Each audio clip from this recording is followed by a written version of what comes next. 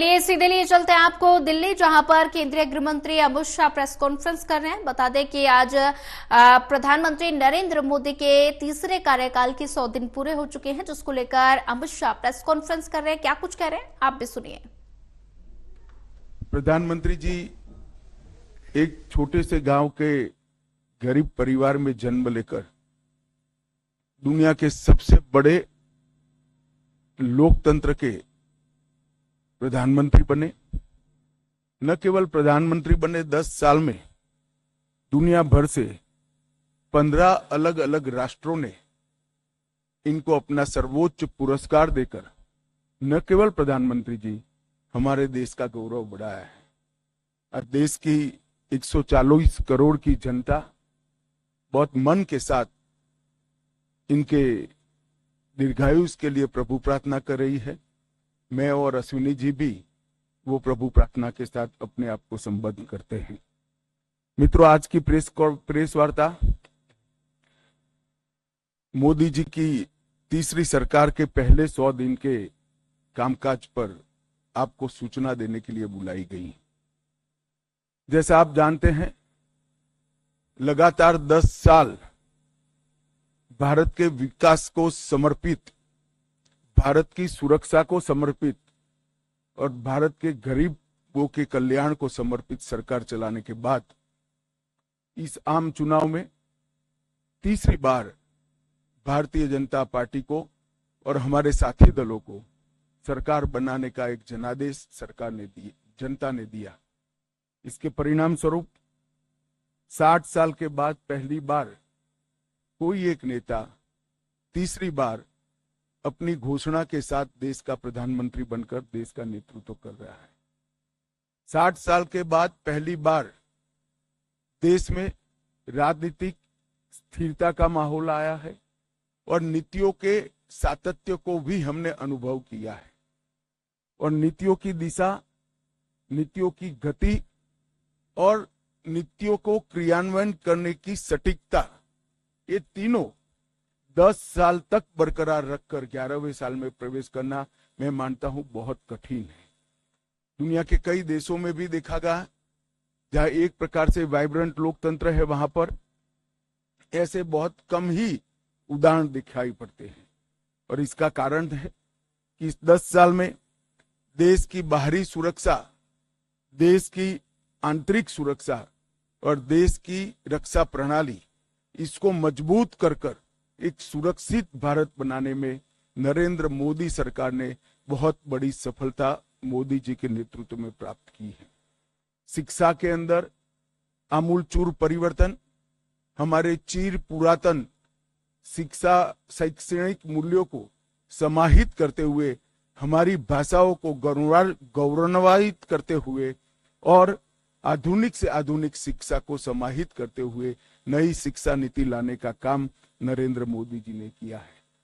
जब make in India का नारा दिया गया, काफी लोग इसका मखौल उड़ाते थे, मगर आज मैं बहुत फख्र के साथ कह सकता हूं कि भारत पूरी दुनिया में उत्पादन का सबसे चहेता केंद्र बन चुका है और ये वास्तविकता है।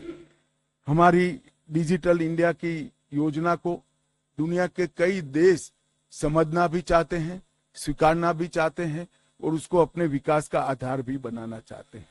इकोनॉमी के 13 पैरामीटर्स में, चाहे बैंकिंग हो, चाहे मुद्रास्फीति हो, चाहे विकास दर हो, हर पैरामीटर में हमने डिसिप्लिन लाई है और प्रगति भी की है। अंतरिक्ष के क्षेत्र में आज सभी लोग भारत का अंतरिक्ष के क्षेत्र में भविष्य उज्जवल है, इसको एक्नोलेज करते।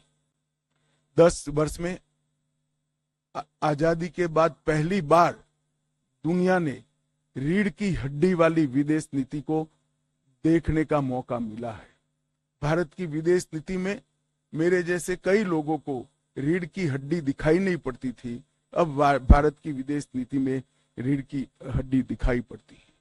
10 साल में देश के 60 करोड़ गरीबों को एक ही 10 साल में घर, शौचालय, गैस, पीने का पानी, बिजली, 5 किलो मुफ्त अनाज और 5 लाख तक की स्वास्थ्य की सुविधाएं देने का काम नरेंद्र मोदी जी ने किया है। और हमें लक्ष्य लेकर चले हैं कि अगली बार जब चुनाव में जाएंगे, इस देश में कोई व्यक्ति घर बगैर का नहीं होगा। युवाओं के लिए ढेर सारे मौके तरासे गए हैं। आज भारत का युवा भारत के नए प्लेटफॉर्म पर खड़ा होकर विश्व के युवा के साथ दो दो हाथ करने के लिए सुसज्ज है। हमारे किसान के लिए भी ढेर सारी योजनाएं इसके मूल विकास को और उसके संपन्नता को ध्यान में रखकर लाए गए हैं, जिसके देश के अनाज के भंडार भी भरे रहेंगे। आत्मनिर्भर होकर हम एक्सपोर्ट की स्थिति में आएंगे और किसान की माली हालत भी सुधरेगी। अमृतकाल का जब वर्ष आया, मैं इसका साक्षी हूं, कई सारे सुझाव आए थे और मोदी जी ने हमेशा की तरह अपनी अनूठी स्टाइल से अमृत काल के वर्ष को इस तरह से मनाया कि जब अमृत काल का वर्ष समाप्त हुआ तो अमृत काल शुरू हुआ और 140 करोड़ लोग 2047 में महान भारत की रचना के संकल्प के साझीदार बने और भारत के विकास की यात्रा के भी साझीदार बने। एक प्रकार से 140 करोड़ की जनता को इतने महान लक्ष्य के साथ जोड़ना ये बहुत बड़े विश्वसनीयता का प्रमाण है जो मोदी जी में देश की जनता देखती है। तीसरे मैंडेट के बाद 100 दिन समाप्त हो रहे हैं। 100 दिन में लगभग 15 लाख करोड़ रुपए की परियोजनाओं को चालू किया गया है। 100 दिन को मैंने 14 स्तंभों में बांटा है। मैं एक एक कर सबके लिए कुछ न कुछ कहना चाहूंगा। इंफ्रास्ट्रक्चर का जहां तक सवाल है, 100 दिन में 3 लाख करोड़ की परियोजनाएं हमने घोषित भी की है, इम्प्लीमेंटेशन भी शुरू हुआ है। महाराष्ट्र के वधवान में 76,000 करोड़ की लागत से मेगा पोर्ट बनेगा, जो पहले दिन से ही विश्व के 10 प्रमुख बंदरगाहों में शामिल होगा। 49,000 करोड़ की 25,000 अनकनेक्टेड गांवों को जोड़ने की योजना, ये योजना 100 की आबादी वाले गांवों को भी जोड़ेगी। तो एक प्रकार से मजले, टोले और आदिवासी क्षेत्रों की छोटी वसाहतों को भी अब रोड से 12 कनेक्टिविटी दी जाएगी। 50,600 करोड़ की लागत से भारत के बड़े रोडों को भी बढ़ाने का निर्णय नरेंद्र मोदी सरकार ने किया है। वाराणसी में लाल बहादुर शास्त्री इंटरनेशनल एयरपोर्ट, पश्चिम बंगाल में बागडोगरा, बिहार में बिहटा में उन्नयन और अगत्ती और मिनीकोय में नवी हवाई पट्टी बनाकर पर्यटन को बढ़ावा देने के लिए आगे बढ़े हैं। बेंगलोर मेट्रो के phase 3, Pune metro, Thane integral ring metro और कई सारे मेट्रो के प्रोजेक्ट भी हमने इस 100 दिन में आगे बढ़ा है।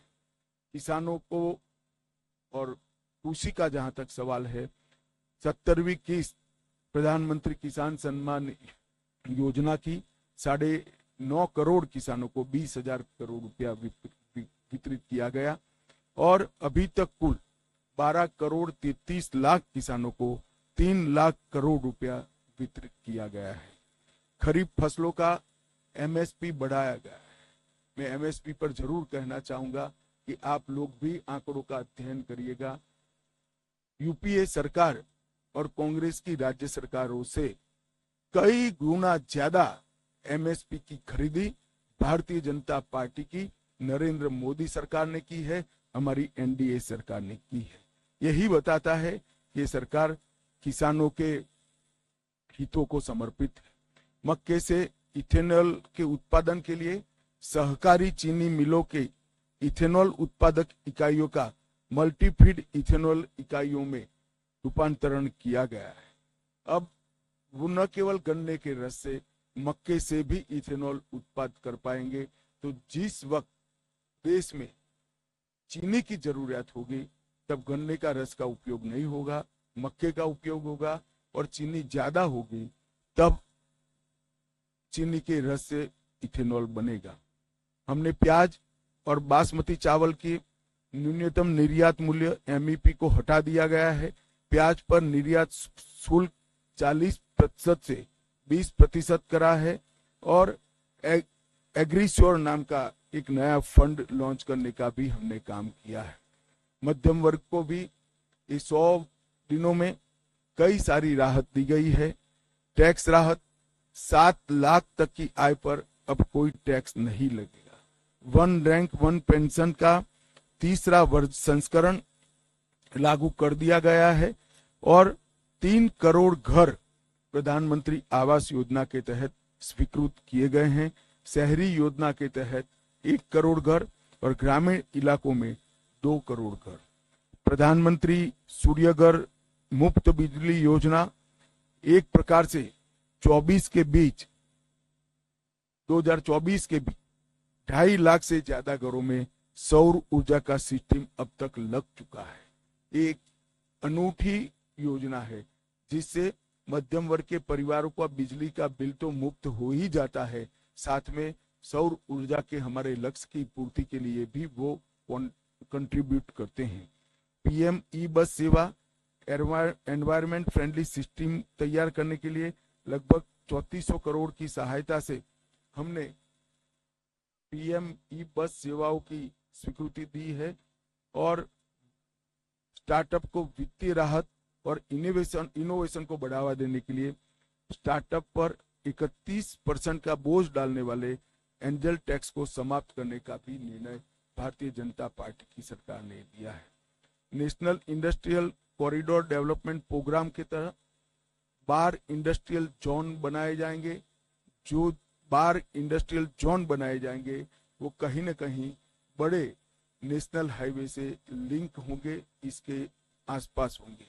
ये national industrial corridor development programme के तहत 12 इंडस्ट्रियल जोन देश के हर क्षेत्र में बनाने का हमने निर्णय किया है। सबसे महत्वपूर्ण निर्णय मध्यम वर्ग के लिए मुद्रा ऋण की सीमा 10 लाख से बढ़ाकर 20 लाख कर दी गई है। पुराने ऋण का जिन्होंने सफलतापूर्वक भुगतान किया है वो सभी को इसका फायदा मिलेगा। एमएसएमई के लिए क्रेडिट गारंटी स्कीम शुरू की गई। छोटे व्यापारियों और छोटे उद्यमियों को बिना गारंटी से इससे ऋण मिल पाएगा और उनके व्यापार को नई सरलता और सामर्थ्य दोनों मिलेगा। सशक्त युवा एक किसी भी देश के विकास की प्राथमिक शर्त है। 2 लाख करोड़ के पीएम पैकेज की घोषणा हमने की है जो 5 साल में 4 करोड़ 10 लाख युवाओं को इसका लाभ पहुंचने वाला है। 1 करोड़ युवाओं को टॉप कंपनी में इंटर्नशिप के अवसर, अलाउंस और एक मुफ्त सहायता राशि देने का भी निर्णय हमारी सरकार ने किया है। केंद्र सरकार ने भी लगभग कई हजार नियुक्तियों की घोषणा की है। कैपिटल एक्सपेंडिचर को बढ़ाकर 11,11,000 करोड़ तक पहुंचाना ये अपने आप में एक मील का पत्थर है। इससे कई युवाओं को रोजगारी के नए अवसर पैदा होंगे और हमारा इंफ्रास्ट्रक्चर भी मजबूत होगा। पीएलआई स्कीम और 12 इंडस्ट्रियल जोन के विकास से भी तजज्ञ युवाओं की नौकरियों का सृजन होगा। स्टार्टअप और एमएसएमई के लिए जो वित्तीय प्रोत्साहन हमने दिया है वो भी युवाओं के लिए कारगर साबित होने वाला है।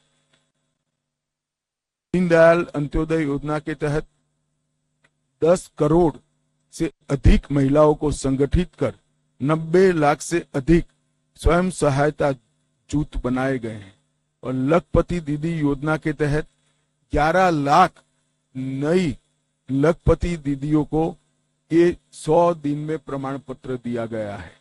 1 करोड़ से अधिक लखपति दीदियां प्रतिवर्ष 1 लाख रुपया सालाना कमाई कर रही हैं।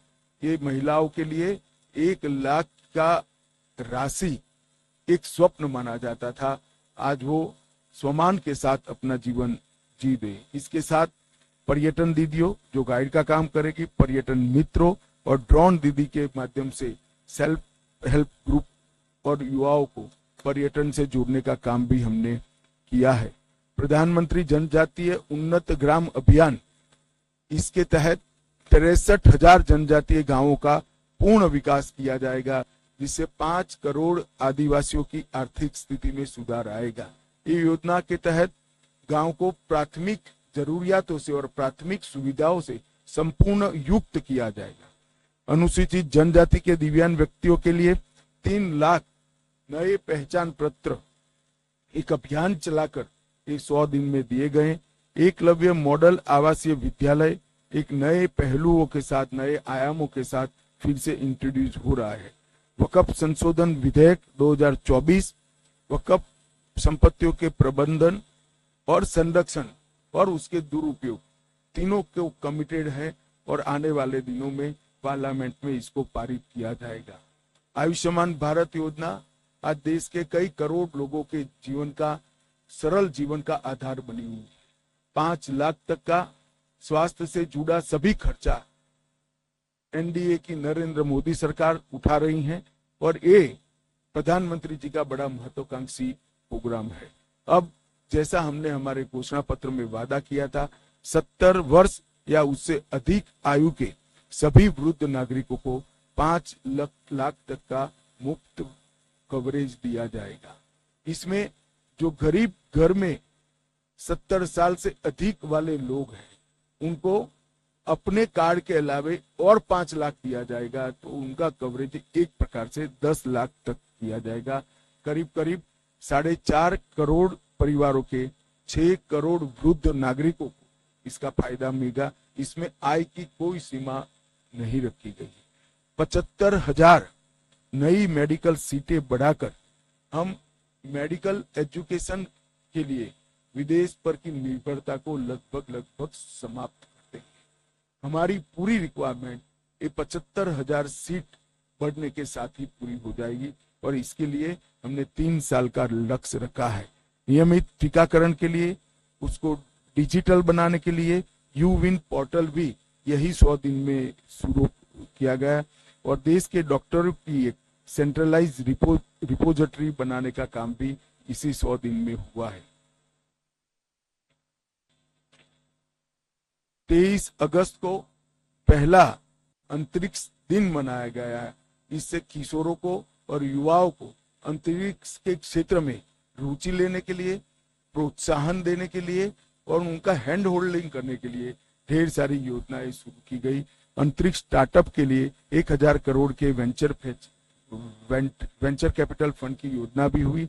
आपदा प्रबंधन के लिए राष्ट्रीय डेटाबेस और ग्रामीण भूमि रिकॉर्ड के लिए भुवन पंचायत पोर्टल भी शुरू किया गया। सेमीकंडक्टर, गुजरात के साणंद में सेमीकंडक्टर की इकाई स्थापित की गई और मैं आपको बड़े विश्वास के साथ बताता हूं कि आने वाले 10 सालों में भारत सेमीकंडक्टर के क्षेत्र में एक बहुत बड़ा प्लेयर बन के उभरेगा। लॉ एंड ऑर्डर का जहां तक सवाल है, पुराने ब्रिटिशरों ने बनाए हुए आपराधिक कानूनों को बदलकर 1 जुलाई 2024 को 3 नए कानून इंप्लीमेंट किए गए। भारतीय दंड संहिता, भारतीय नागरिक सुरक्षा संहिता और भारतीय साक्ष्य अधिनियम, भारतीय न्याय संहिता, भारतीय नागरिक सुरक्षा संहिता और भारतीय साक्ष्य अधिनियम, ये तीनों क्रिमिनल जस्टिस सिस्टम के पूर्ति करने वाले कानून आने वाले दिनों में हमारी क्रिमिनल जस्टिस सिस्टम को न केवल लोकभोग्य बनाएंगे, लोगों को न्याय मिलने का एक सरल रास्ता होगा, समय पर न्याय मिलने की शुरुआत होगी। और मैं बड़े विश्वास के साथ आपको बताना चाहता हूं कि 3 साल के बाद जब इसका कंप्लीट इम्प्लीमेंटेशन समाप्त होगा, हम दुनिया में सबसे आधुनिक क्रिमिनल जस्टिस सिस्टम रखने वाले देशों में से एक बन जाएंगे। शहरी बाढ़ प्रबंधन के लिए 6,350 करोड़ रुपए की नई योजना देश में पहली बार लाई गई। लद्दाख में 5 नए जिले बनाए गए। 25 जून को संविधान हत्या दिन मनाने का फैसला कर आने वाली पीढ़ी को इमरजेंसी जैसे काले दौर से देश को न गुजरना पड़े, इसलिए जागरूक करने का एक हमेशा के लिए प्रयास करने का निर्णय लिया गया। पूर्वोत्तर में हाइड्रो इलेक्ट्रिक परियोजनाओं की मंजूरी दी गई लगभग 4100 करोड़ रुपया के साथ, और राष्ट्रीय ग्रीन हाइड्रोजन मिशन को सेकंड ट्रेज को भी शुरू कर दिया गया। मित्रों, पीएम मोदी जी का युद्ध के बीच में रूस और यूक्रेन की महत्वपूर्ण यात्राओं पूरी दुनिया आस के साथ नजर गड़ाकर बैठी है।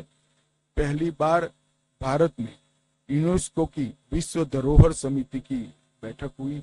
आने वाले दिनों में इससे हमारी कई धरोहरों को वापस लाने में हमें बहुत बड़ा फायदा होने वाला है।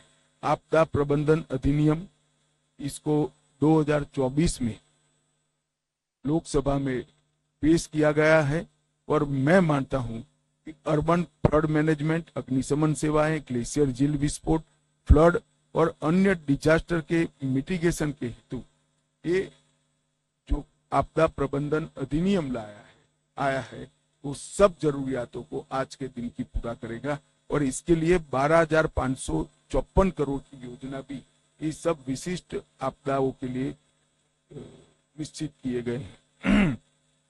4 सितंबर को 35 सालों के संघर्ष के बाद त्रिपुरा में एनएलएफटी और एटीटीएफ के साथ शांति समझौता किया गया। मानस हेल्पलाइन नारकोटिक्स की रोकथाम के लिए और सूचनाओं के लिए शुरू की गई। अगले 5 साल में 5,000 साइबर कमांडो तैयार किए जाएंगे और साइबर अपराध के लिए सस्पेक्ट रजिस्ट्री भी तैयार की जाएगी। मित्रों, 100 दिन में इतना सारा जो काम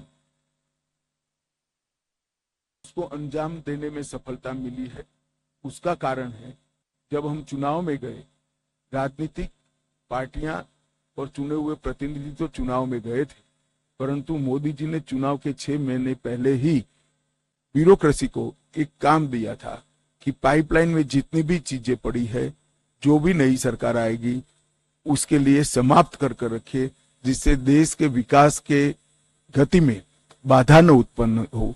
इसी का परिणाम है कि ये लगभग लाखों करोड़ों के काम 100 दिन के अंदर ही हम कैबिनेट तक की पूरी प्रोसीजर और कई जगह तो टेंडरिंग भी समाप्त कर चुके हैं।